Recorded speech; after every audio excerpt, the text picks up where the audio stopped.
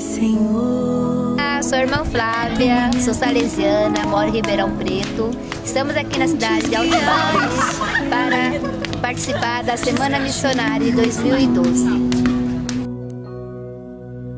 Estou disposto ao que queiras, não importa o que seja, tu chamas-me a servir.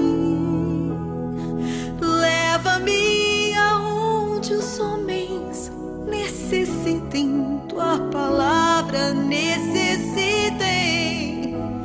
de força de viver, onde falte a esperança, onde tudo seja triste simplesmente por não saber de ti.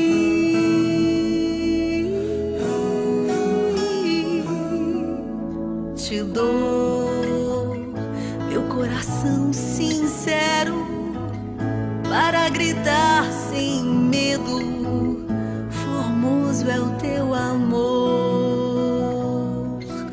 Senhor, tenho alma missionária, conduz-me à terra que tenha sede de ti.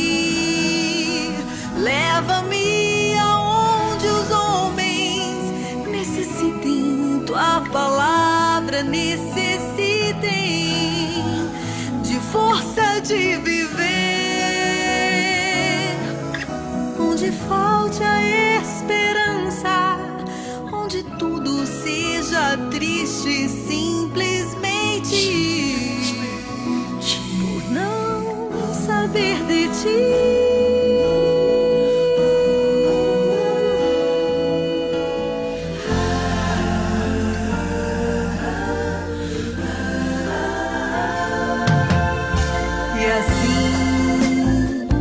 Partirei cantando por terras anunciando tua beleza, Senhor.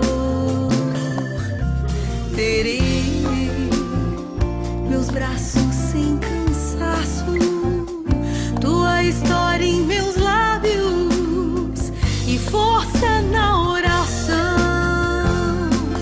Leva-me aonde os homens necessitem, tua palavra necessitem